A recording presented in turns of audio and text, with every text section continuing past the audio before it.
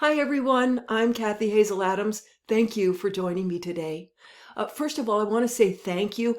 We've had some new subscribers to the channel and also some new Patreon members. Thank you for the support and thank you for watching these videos. I'm glad that they help you out in some way.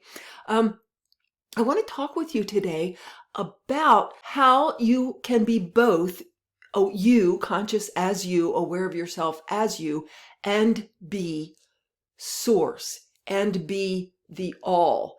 How you can be both you individually and somehow also be everything and everyone that you see around you and in all universes. You know, we're told all the time, you are source. And, and it's fine to grasp that idea maybe intellectually and go, yeah, I get it. We're all source. I am everything, or I'm connected to everything. But actually getting it is a different story. So today I want to give you some basic information and a couple of mental graphics to help you get your head around it and actually start not just understanding it, but perceiving it, feeling it. Before I go on, if you find this video helpful, please remember to click like and subscribe. That tells the YouTube algorithm that this is a good channel to watch. And also do stay till the end. I have a couple of real quick announcements that I want to share with you. So back to how you are source and you are yourself, and how to get our heads around that and actually start directly perceiving and feeling that. First of all, I'll give an example, an analogy that will help give us the underpinning of this. Think of fire. Fire is fire, right? Whether you're a little flame on a candle, or you're a spark that someone's trying to get a campfire going with, or you are an inferno, a building or a house burning down, or you are a raging forest fire, or you're the fire coming out the back of a rocket heading to the moon. Fire is fire. No matter what form it's in, fire is fire. It is what it is. Similarly, we can use water as the example. Water is water, whether it's in the form of a droplet, or a raging river, or a raindrop, or a puddle, or an ocean. Water is water. It is what it is. It can appear in many forms of itself, but it always, at the core, it is what it is. And that's how it is with source consciousness.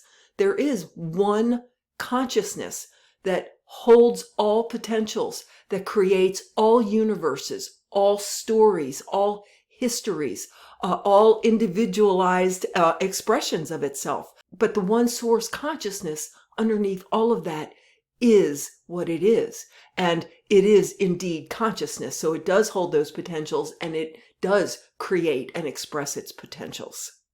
So how do we perceive and experience that as individual perspectives of that source consciousness? I recently saw a YouTube in which Rupert Sheldrake, who, if you don't know who that is, he is an Australian mathematician, and he is the one that coined the phrase morphic fields, fields of collective consciousness holding beliefs or patterns of behavior. So in this video, Rupert Sheldrake was giving the example that actually I've seen many times, I believe in the Hindu religion, maybe from the Vedas, but think of the moon shining its reflection on water and puddles and buckets of water. You'll see many moons, and it looks like you have many moons, but really they're all a reflection of one original moon. And that is a real good example where, to me, it falls short is those reflections. No one's talking about the fact that those reflections are consciously aware. They're individualized, consciously aware expressions of the moon, if you will. So they're not just dead reflections. We are not just dead reflections. We are consciously aware perspectives of the source consciousness. You and I and everyone, each of us, is just one of infinite gajillions of points of source consciousness expressing and experiencing itself through our unique perspective and pathway of growth and expansion. We are each just one of infinite gajillions of individualized perspectives. experiencing its own pathway of growth and expansion. And let me give you a concrete sort of image for this. We've all by now, I think, seen film footage of UFOs, extraterrestrial vehicles that fly as one. They're one vehicle flying around, and then sometimes they split up into multiple vehicles, going their own separate ways. And then they come back as one. Think of it this way.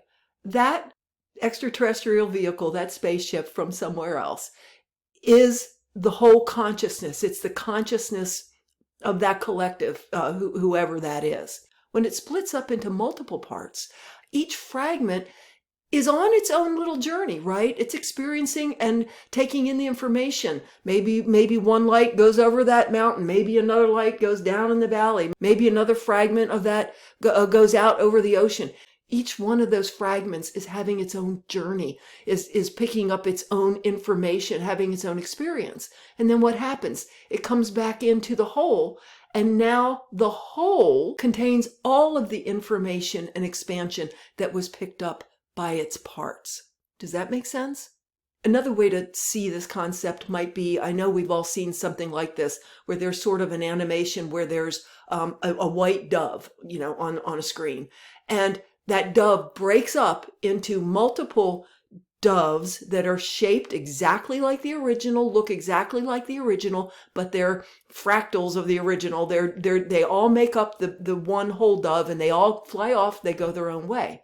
Well, same thing. Think of those doves as all going off, having their own experience on their own paths, exploring their own reactions to things, and coalescing back into one dove.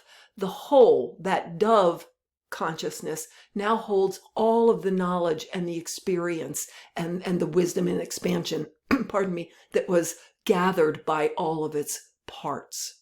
And that ties right in, of course, to the idea of archetypes. The archetype of dove is going to hold all the wisdom and experience of all the individualized perspectives of dove consciousness.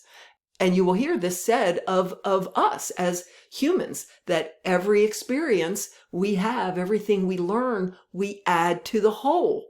Why? Because we are individualized perspectives of the whole, each on our own path, having our own experiences, having our own reactions, and yet we are also an integral part of the whole, and we bring all of that wisdom and growth and expansion back into our collective consciousness. There are a couple of sort of not mantras, but reminders that I have used for a long time now at the beginning of my morning meditations that have helped me open up to actual direct experience, feeling this to be true versus just intellectually understanding it. One is sort of an offshoot from the Paul Selig's guides, attunements, and I won't go through those here. And this is my sort of offshoot from a part of those, and that is, I am God consciousness. I am source consciousness, expressing and experiencing my potentials through my body. I am God consciousness, source consciousness, expressing and experiencing my potentials through my vibration. I am God consciousness, source consciousness, expressing and experiencing my potentials through everything and everyone I see around me in the world and in the entire cosmos. And the last sentence in that set has to do with I am God, source consciousness, through the very fact that I know that I am God, source consciousness, expressing and experiencing my potentials here as through the Kathy perspective. The other shorter reminder I'll often give to myself if and when I need it, when I go into meditation, is I am God, source consciousness, playing, exploring, and creating through my experience and everything I see around me. And just a couple of quick reminders before we go. I do right now have a fall special right now on private sessions. So if you're interested in a private session with me, just go to my website, kathyhazeladams.com, and click on the scheduling sessions tab, and you will see not only all the information about how to do that, you'll see a link on that page for fall 2025 special pricing on sessions. Also, I will be doing a live spirit talk this Sunday, November 9th at noon. They last about an hour, and these are live, interactive times in which I usually talk about a subject or two or three. There's interaction with whoever attends live. There are live energies that come in. We often include a guided meditation. So it's just a time to immerse and take time out to be in the space of your spiritual life, of consciousness, and to spend time with others of like understanding and vibration. After the first of the year, the Spirit Talks will be available only to my paid Patreon members, but right now they're still available to everybody. All you need to do is register to attend, and I'll send you an invitation. They are free, or donate if you wish. I'll leave a registration link in the description below. Thank you for joining me today. We'll see you next time.